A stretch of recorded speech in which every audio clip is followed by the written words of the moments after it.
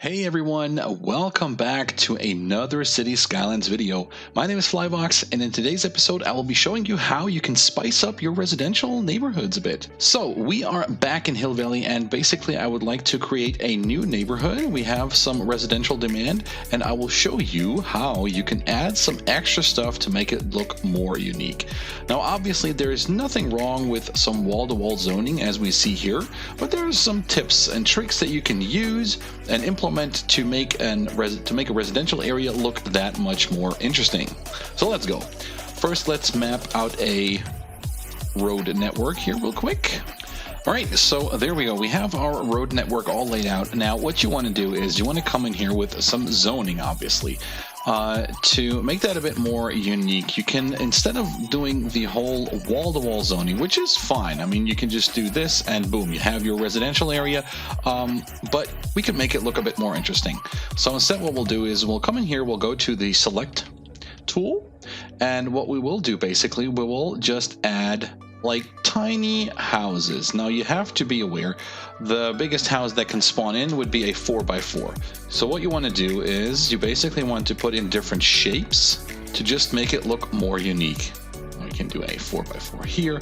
Bonus points if you would come up here with some high density and you would basically zone some of these houses.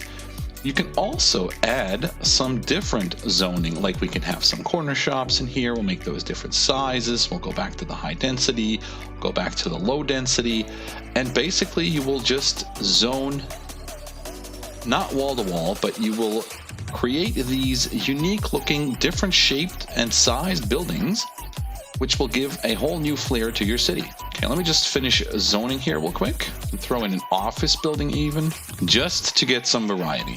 All right, now you see here how this looks actually. Now let's hit play real quick. Let's put it up to 3 speed.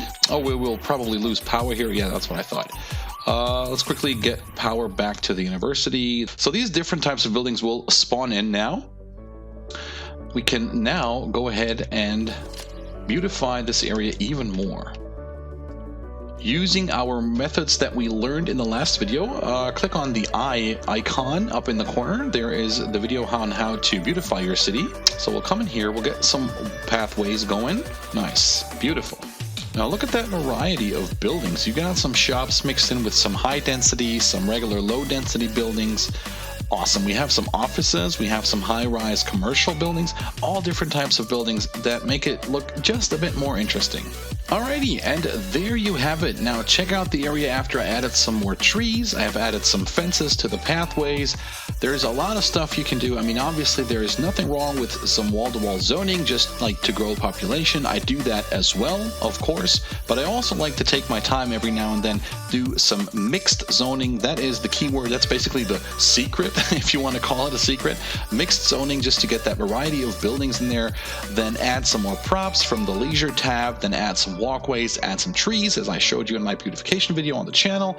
I've added some more fences in there, and I just feel like the area looks more realistic, looks more alive. I mean, you got the high-rise buildings, you got the low residential buildings, you got some commercial buildings. We even threw in a couple of offices just to make it look a bit more realistic, and I think it turns out very well every time I do it. There's always some more details that you can do in this game, which is really great. I really like that. And as we're ending the video, there's a building on fire. Let's hope that the fire department is here quick. Thank you all so much for watching. I really hope you enjoyed the video. Remember, I do stream this game once per week, so if you have any questions about Skylines or in general, I do a lot of just chatting on my streams. Feel free to stop by. Let's hang out for a bit. The link to my Twitch is in the description. Until then, you all stay safe, have a good day, and goodbye.